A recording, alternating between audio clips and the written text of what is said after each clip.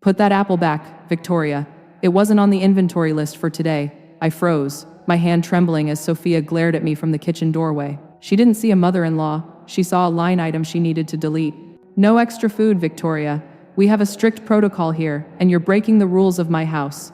My name is Victoria Anderson, and I recently crossed the threshold of my 70th year. For nearly 4 decades, I dedicated my life to the classroom as a high school English teacher, guiding young minds through the beauties of literature and the power of the written word. After my dear husband passed away, and the creeping damp of the winters started to settle into my joints, my only son, Lucas, convinced me that it was time to move in with him and his wife, Sophia Miller. Lucas is a talented architect and has always been the light of my life, a kind, gentle soul who I thought would always be my protector. But the reality of living under their roof is far from the cozy retirement I envisioned. Sophia, an efficiency-obsessed financial analyst, runs this household like a high-stakes corporate merger. There is no room for sentimentality, only spreadsheets. In this house, I have transitioned from a respected educator and homeowner to a dependent variable in Sophia's strict domestic calculations. I sold my sanctuary, my memories, and my independence to be here, thinking I would be part of a family again. Instead, I feel like a guest who has overstayed her welcome, constantly walking on eggshells. I find myself hiding in my room just to avoid the cold, transactional gaze of my daughter-in-law. I love Lucas with all my heart, but watching him slowly bend to Sophia's rigid will has been a heartbreak I never prepared for. The hardest part about getting older isn't the physical pain, it's the quiet realization that you are slowly becoming invisible. As a teacher, my voice used to command a room. Now, it wavers when I ask if I can have a second cup of tea. There is a specific kind of trauma that comes from losing your partner of 45 years and then losing the very walls that held your history. When I sold my home, I felt like I was peeling off a layer of my own skin. I moved into Lucas's house carrying a box of my late husband's favorite recipes and a heart full of hope, but that hope was quickly replaced by a gnawing sense of displacement. My sensitivity often manifests in the way I carry my body now. I find myself hunching my shoulders, trying to occupy as little space as possible. My hands, once steady enough to grade thousands of essays, now develop a slight tremor whenever Sophia enters the room with her tablet in hand. I've caught myself looking in the hallway mirror, tracing the deep lines around my eyes, wondering when I stopped looking like a woman in charge and started looking like a burden. When Sophia snaps at me about resource management, I feel a sharp, stinging heat rise to my cheeks. It's the shame of being monitored. There's a deep-seated fear in me that if I make too much noise or eat too much food, I'll be cast out entirely. This fear makes me hyper-aware of everything. I watch the way Sophia's lips thin into a straight line when she sees me opening the refrigerator. I notice the way her eyes dart to the level of the milk carton. It makes my stomach tie itself in knots. Sometimes, I'll stand in the kitchen, staring at a box of crackers, my fingers hovering over the cardboard, paralyzed by the thought of the inventory check she performs every Sunday. I feel like a child caught in a house of glass. My body reacts before my mind does. My throat tightens, making it hard to swallow even the small portions she allots me. I find myself clutching my elbows, hugging myself for comfort because the emotional coldness in this house is more freezing than any winter I experienced back home. I'm not just hungry for extra food, I am starving for the dignity I used to have. I'm starving for the version of Lucas, who used to see me as his hero, not as a logistical problem his wife needs to solve. Every time I'm told no, a little piece of my spirit withers, leaving me feeling hollow and profoundly alone in a house full of people. In the beginning, I tried so hard to convince myself that this was just a modern way of living. I walked into this house with a heart full of gratitude, wanting to be the grandmother and mother-in-law who added warmth to the home. For the first few months, things were deceptively peaceful, or perhaps I was just blinded by the joy of being near Lucas again. I would spend my mornings in the sun-drenched breakfast nook, sipping coffee and watching the birds, feeling a sense of serenity. When Sophia would talk about her integrated household management system, I would just nod and smile, thinking she was simply being organized. I even offered to help with the grocery shopping, trying to show her that I wanted to contribute, not just consume. Back then, the atmosphere was light. We would have Sunday dinners where the conversation flowed easily. I remember laughing with Lucas about old family vacations, while Sophia sat at the head of the table, tapping away on her phone, occasionally offering a polite smile. I felt like a welcomed guest. I would bake lemon squares, my specialty, and the whole house would smell like zest and sugar. Sophia would even take a small piece and tell me it was delightful, though she'd always follow it up with a comment about the caloric density. I didn't mind the remarks then. I just thought she was health conscious. I took pride in keeping the living room tidy, and folding the laundry into perfect, crisp squares. I wanted to be an asset. There were moments of genuine connection, or so I thought, when we would sit in the garden and discuss the landscape design Lucas was working on. I felt a sense of belonging, a belief that we were building a multi-generational sanctuary. I was happy to follow her lead because, after all, it was her home. I didn't realize that my compliance was being cataloged as a baseline for total control. The transition from welcome guest to monitored resident was subtle. The smiles became shorter. The inventory list started appearing on the fridge with my name highlighted in yellow. The light, airy feeling of the house began to feel heavy, like the air before a thunderstorm. I started noticing that the extra things, the cookies I liked, the specific brand of organic apples I preferred, started disappearing from the pantry. But I kept my chin up, clinging to those early memories of laughter, hoping that if I just remained helpful and quiet, the harmony would last forever. The shift wasn't a sudden explosion.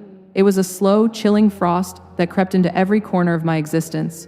It started with the weekly resource allocation spreadsheet Sophia pinned to the refrigerator. At first, I thought it was just her way of staying organized with the rising inflation, but then I noticed my name. Under my column, the portions were calculated down to the ounce: 2 eggs for breakfast, 1 slice of turkey for lunch, a half cup of rice for dinner, no snacks, no unauthorized fruit. I remember the afternoon the tension finally snapped. I had been feeling a bit lightheaded, a common side effect of my blood pressure medication if I don't eat enough, so I went to the pantry to grab a handful of almonds. I had barely touched the jar when I heard the sharp clack, clack, clack of Sophia's heels on the hardwood floor. I froze, my fingers trembling around the glass lid. She didn't say hello. She didn't ask how my day was. She simply pulled out her phone, scanned a QR code she'd taped to the pantry shelf, and sighed with a sound like a paper cut. "Victoria," she said, her voice dropping into that terrifyingly calm, corporate tone. "We discussed the inventory. Those almonds were earmarked for the Friday salad. By taking them now, you are disrupting the fiscal flow of the kitchen."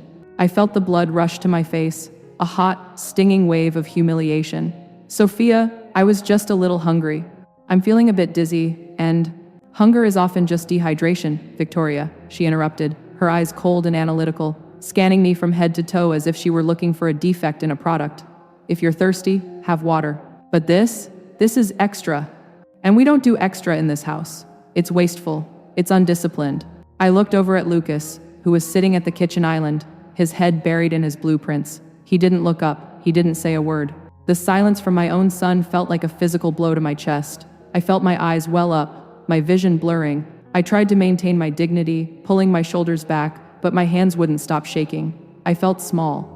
I felt like a gluttonous child being scolded for stealing a cookie, even though I had used my own Social Security money to contribute to the household expenses just last week. "I pay my share, Sophia," I whispered, my voice cracking. She stepped closer, her face a mask of rigid perfection, not a hair out of place, her eyes unblinking. "You pay for a room, Victoria. I manage the resources. When you consume outside of the schedule, you're not just eating food, you're stealing time and planning from me. Do not let it happen again." She took the jar of almonds out of my hand, actually pried my fingers off it, and placed it on a high shelf I couldn't reach without a stool. My heart was thumping against my ribs like a trapped bird. I felt a deep, hollow ache in my stomach, but it wasn't from hunger anymore. It was the realization that in my son's home, I was being treated as an invasive species, a mouth that needed to be managed rather than a mother who deserved to be fed. I looked at my thin wrists, at the veins standing out on the back of my hands, and I realized I was shrinking not just physically, but spiritually. Every bite I took from then on felt like ash in my mouth, seasoned with the bitter taste of her surveillance.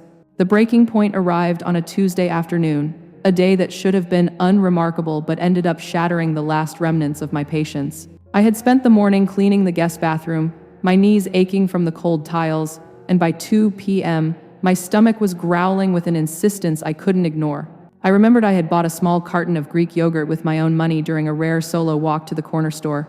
I had hidden it behind a jar of pickles, a pathetic secret for a 70-year-old woman to keep. I walked into the kitchen, my movements stealthy and hurried, but when I opened the refrigerator, the space where I'd tucked my yogurt was empty. In its place was a neon orange sticky note with Sophia's sharp, slanted handwriting. "Items not logged in the digital pantry are subject to disposal. Efficiency is key." I felt a surge of heat radiate from my chest up to my neck. It wasn't just about the yogurt, it was the total erasure of my autonomy. Just then, I heard the garage door groan open. Sophia walked in, looking pristine in her charcoal power suit, carrying a bag of high-end groceries. She didn't acknowledge me until she saw me holding the orange note. "Oh, you found the memo," she said, setting the groceries down with a heavy thud. She didn't even look at me. She began scanning the barcodes of her new items into her tablet. "I cleared out the clutter this morning. We can't have rogue items spoiling the organization of the shelves, Victoria. It creates visual noise." I looked at her, and for the first time, I didn't feel fear. I felt a cold, hard clarity. My eyes drifted to her tablet, then back to her face. Her expression was so detached, so clinical, as if she were organizing a filing cabinet instead of talking to a human being. "Visual noise?" I repeated, my voice steadier than it had been in months. "Sophia, that was my food, bought with my money. I am a person, not a line item on your spreadsheet." She finally looked up, her eyes narrowing, her lip curled into a tiny, condescending smirk. "In this house, everything is a line item. If you can't follow the system, maybe the system isn't for you. You're getting older, Victoria. Your memory is clearly failing if you think you can just ignore the rules I've set." At that moment, Lucas walked in. He looked tired, his tie loosened. I turned to him, hoping for a shred of the boy I raised. "Lucas, she threw away my food. She's tracking every morsel I put in my mouth." Lucas looked at Sophia, then at me, and sighed the most painful sound I've ever heard. He rubbed his face and said, "Mom, please. Sophia is just trying to keep us on budget. We're trying to save for the new addition to the house. Can't you just cooperate? It's just a yogurt." The betrayal tasted like copper in my mouth. My own son was gaslighting me to maintain the peace with his warden. I looked at Lucas, really looked at him, the slouch in his shoulders, the way he avoided my gaze, and I realized he wasn't my protector anymore. He was an accomplice. My hands stopped trembling. I stood up straight, ignoring the sharp pain in my lower back. I looked at the kitchen, the sterile, gray counters, the locked pantry, the inventory lists, and I realized this wasn't a home. It was a prison where the currency was my dignity. Sophia's face remained a mask of arrogant triumph, thinking she had won another round of resource management. But as I watched her smugly delete a line on her tablet, something inside me clicked. I wasn't going to be deleted. If they wanted to treat this like a business transaction, then it was time I started looking at the contract. The next morning, the old, frail Victoria stayed in bed. I didn't get up to make their coffee. I didn't fold the laundry. Instead, I sat at my small desk and pulled out a stack of documents I had kept tucked away in my jewelry box. If Sophia wanted to run this house like a corporation, then it was time she realized I was the primary shareholder they had forgotten to consult. When I moved in, I hadn't just given Lucas my money. I had signed a legal agreement, a private loan and equity stake in this very property, using the $450,000 from the sale of my estate. At the time, I did it to protect Lucas from high interest rates. Now, I was going to use it to protect myself. My first call was to Mr. Henderson, my longtime attorney. "Victoria," he said, his voice warm but professional. "I've been waiting for this call. Are you ready?" "I am," I replied, my voice firm. "I want to exercise the default and immediate repayment clause based on the breach of the living support agreement. And I want a forensic audit of the joint account Lucas convinced me to set up for household expenses." For the next 3 days, I became a ghost in their house, but a ghost with a plan. While Sophia was at work, I didn't touch her pantry. I went out for long lunches at the best bistros in town, charging them to the credit card linked to the account she thought she controlled. I watched her through the window when she came home, her face turning a bright, angry red as she checked her phone and saw the notifications. The tension in the house was thick enough to cut with a knife. That Friday, I hired a private locksmith. While Sophia was at a fiscal planning seminar, I had him change the locks on my suite of rooms, the master suite on the ground floor that I had paid to renovate. I also had him install a high-end, independent security camera right above my door. When Sophia returned and found she couldn't enter her guest wing to check the inventory of my closet, she pounded on the door. "Victoria, open this door right now! This is my house, and I will not have you modifying the structure without my approval." I opened the door just a crack, the security chain gleaming. I didn't look scared. I looked bored. "Actually, Sophia, according to the deed of trust and the renovation contract I signed with Lucas, this wing is my exclusive legal residence until the loan is repaid in full, which, by the way, is now due." I handed her a thick envelope. Her eyes widened, her manicured fingers snatching the paper. As she read the formal demand for the $450,000 plus interest, or the immediate surrender of the property title, her face went from red to a ghostly, sickly white. "You can't do this," she stammered, her voice losing its corporate chill and turning high-pitched with panic. "Lucas! Lucas! Get in here!" Lucas came running, but I didn't look at him with the usual motherly pity. I looked at him like a teacher looking at a student who had failed a very simple test. Lucas, I loved you enough to give you everything, but you allowed your wife to starve me of my dignity and my food. So, I've taken the liberty of freezing the joint account. I've also filed a formal notice of lien on this house. The look of pure, unadulterated shock on Sophia's face was the most delicious thing I had tasted in months. She started to scream about elderly tantrums and financial sabotage, but I simply pointed to the camera. I've been recording everything, Sophia. The inventory lists, the sticky notes, the way you pried food out of my hands. My lawyer calls it financial and emotional elder abuse. The local news might call it the spreadsheet scandal. I felt a surge of justice building in my chest. For months, I had been the one afraid to move. Now, as I watched them scramble, realized they couldn't afford the mortgage without my monthly contribution, and certainly couldn't pay back the $500,000, the power dynamic shifted. I wasn't the burden, I was the bank, and the bank was closed for the holidays. The silence that followed my declaration didn't last long.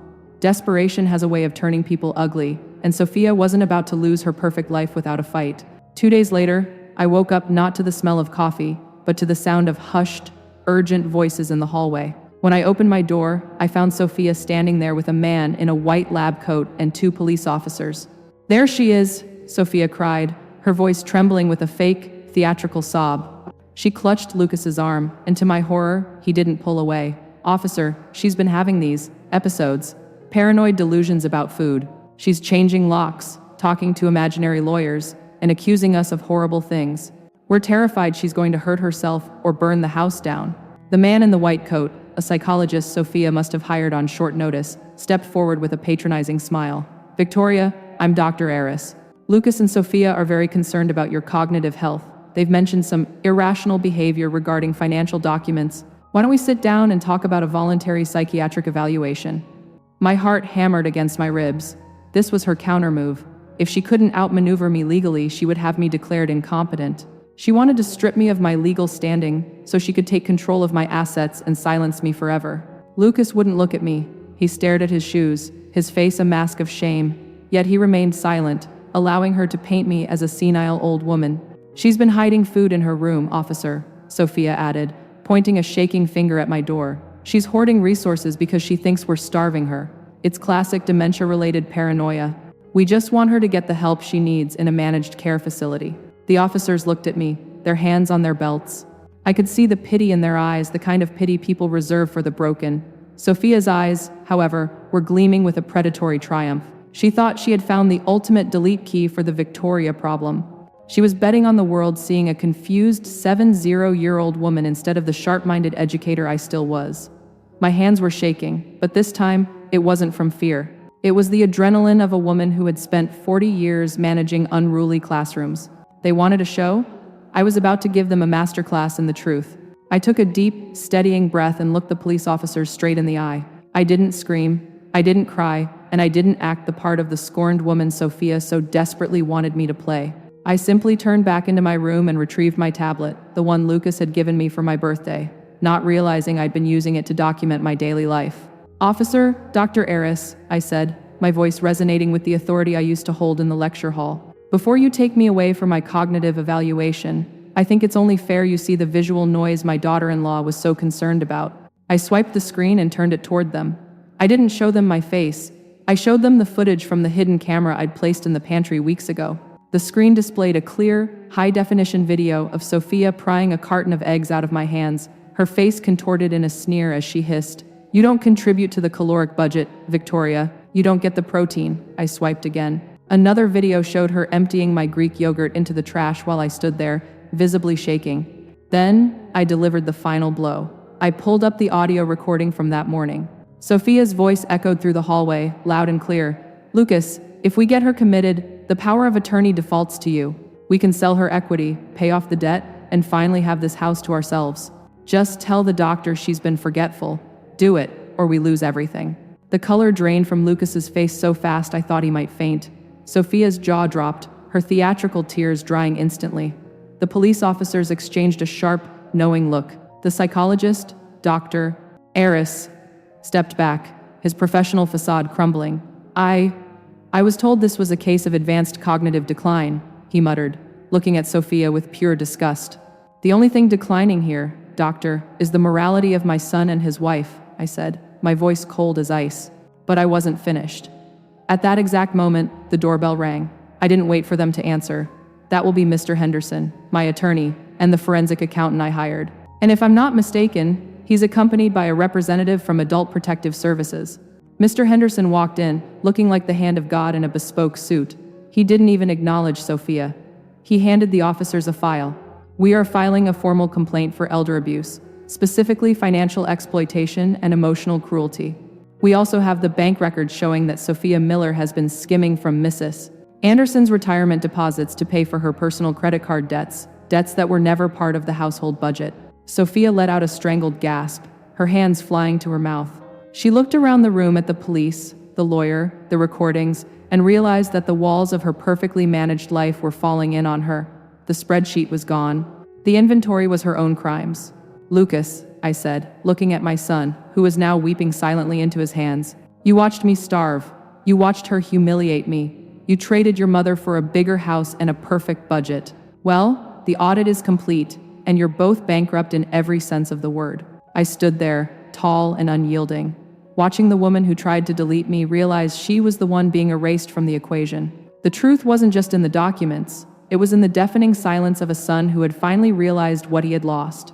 The aftermath was not a loud explosion, but a quiet, surgical removal. Within 48 hours, Sophia was served with a temporary restraining order, forcing her to vacate the premises while the investigation into elder abuse and financial fraud proceeded. I watched from the window as she packed her designer suitcases, her hands, the ones that had pried food from mine, now trembling with the weight of her own consequences. She didn't look like a high-powered analyst anymore. She looked like a small, defeated shadow, stripped of the control she had used as a weapon. As for Lucas, the victory felt heavier. He sat at the kitchen island, the same place where he had ignored my silent pleas for months. "Mom," he whispered, his voice cracked and hollow. I didn't know it had gotten that bad. I was just trying to keep the peace. I looked at him, and for the first time in my life, I didn't feel the urge to comfort him. "Lucas," I said, my voice calm but distant, "peace bought with my hunger is not peace. It's a betrayal. You didn't just let her take my food, you let her take my soul." The legal victory was absolute. Because I held the primary lien on the house and the evidence of financial skimming was irrefutable, the court granted me full possession of the property pending the final settlement. I was no longer a dependent variable. I was the homeowner. Lucas had to move into a small apartment near his firm, a condition of our legal separation of assets. He needed to learn how to stand on his own 2 feet without leaning on my retirement fund or his wife's cruelty. The first thing I did once the house was empty was go to the kitchen. I stripped those orange sticky notes off the cabinets. I tore down the resource allocation spreadsheets and the QR codes. I threw them into the fireplace and watched them turn to ash. The crackle of the paper was the most satisfying sound I had heard in years. Then, I went to the grocery store. I didn't bring a list. I didn't look at a budget. I bought the most beautiful, oversized carton of strawberries I could find. I bought the expensive Greek yogurt, the artisanal bread, and a jar of high-end almonds. I filled the refrigerator until it was bursting with color and life. That evening, I sat in my sun-drenched breakfast nook, the one I had once been afraid to occupy. I made myself a feast, not because I was starving, but because I was free. I ate a strawberry, savoring the juice, and I realized I wasn't shaking anymore. My hands were steady. My shoulders were back. The visual noise Sophia had complained about was actually the sound of a life being lived. I reclaimed my master suite, moving my husband's old books and my favorite quilts back into the heart of the home. I hired a gardener to turn the backyard into a sea of wildflowers, a stark contrast to the rigid, manicured lawn Sophia had insisted on. Every room in this house now breathed. I won. I won back my dignity, my home, and my future. But more importantly, I won back the right to be a human being who doesn't have to ask permission to exist. I stood on my porch, feeling the cool evening breeze against my face, and for the first time in a long time, I didn't feel invisible. I felt like Victoria Anderson, again a teacher, a survivor, and the sole architect of my own life. The extra food on my table wasn't waste. It was a celebration of a woman who refused to be deleted. The house is finally quiet, but the silence isn't as peaceful as I thought it would be. I sit at the large mahogany dining table, the one Sophia used to polish with such clinical intensity, and I find myself staring at the empty chairs. My hands, once so certain as I signed those legal papers, now rest heavily on the wood. I trace the grain, feeling a profound, dragging heaviness in my chest. I won, didn't I? The deed is in my name, the locks are changed, and the inventory is a thing of the past. But as I look at the overflowing refrigerator, a lump forms in my throat that no amount of extra food can wash away. I struggle with the image of Lucas's face when he left. That look of absolute brokenness. Was I too hard on him? He is my son, the boy I stayed up with through fevers and heartbreaks. Part of me wants to pick up the phone, to tell him to come home, to tell him that there's a pot of stew on the stove and his old room is waiting. My heart aches with the instinct to protect him, even from the consequences of his own cowardice. I wonder if I failed him as a mother, if I raised a man who was so easily swayed by a cold heart that he forgot the woman who gave him life. The guilt is a sharp, jagged thing, cutting through the satisfaction of my legal victory. I catch my reflection in the darkened window. My eyes look tired, weary from a battle I never wanted to fight. I ask myself, was it worth it? To strip my only child of his home to save my own dignity? I feel a wave of nausea when I think about the police in the hallway. I never wanted to be the woman who called the authorities on her own family. I feel a deep sense of shame that my family became a case file for adult protective services. But then, I look at my hands. I remember how they trembled when I reached for those almonds. I remember the cold, hollow pit in my stomach every time Sophia looked at me like I was a parasite. My jaw tightens as the memory of her prying that food out of my grip flashes back. No, I wasn't just fighting for an apple or a yogurt. I was fighting for the right to not be extinguished. The internal tug of war is exhausting. I am caught between the mother who wants to forgive everything and the woman who knows that forgiveness without accountability is just another form of self-destruction. I feel the weight of my 70 years, and I realize that the most painful lesson I've ever had to learn isn't that strangers can be cruel, but that the people you love can watch you suffer and call it efficiency. I am right to be here, and yet I am profoundly sad. I am safe, and yet I am grieving. I realize that victory in a family war is always a Pyrrhic one. You get the land, but the landscape is scorched. I close my eyes and breathe in the scent of the home I reclaimed, trying to silence the voice that whispers I should have suffered in silence just to keep him near me. This ordeal has been the most painful lesson of my 70 years, far more difficult than any literary analysis I ever taught. I learned that aging does not mean surrendering your personhood, and family is not a free pass for abuse. I realized that my desire to be the helpful grandmother had blinded me to the reality that I was being systematically erased. I learned that boundaries are not walls meant to keep people out, but gates that determine who is healthy enough to enter. Most importantly, I discovered that my value isn't tied to my productivity or my place on a spreadsheet. I am not a dependent variable. I am a human being with a history, a soul, and a fundamental right to the basic necessities of life and respect. I learned that standing up for myself wasn't an act of selfishness. It was an act of survival. I have made the decision to keep a respectful but firm distance. I told Lucas that I am open to a relationship, but only under the condition of family counseling sessions that he must pay for himself. I will no longer be his financial safety net or his emotional punching bag. We meet for coffee in neutral, public spaces once a week, where the focus is on rebuilding the bond of mother and son, not on household logistics. As for Sophia, I have chosen to let the legal system handle our relationship.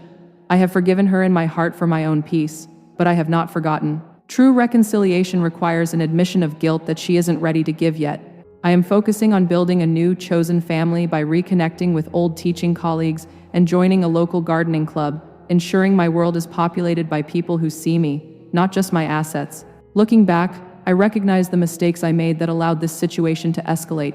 My biggest error was the silent sacrifice. In my attempt to be the perfect, non-intrusive mother-in-law, I stayed quiet when the first inventory list appeared. I enabled their behavior by trying to shrink myself to fit their narrow expectations. I should have spoken up the very first time my food was questioned, setting a hard boundary before the patterns of abuse became entrenched.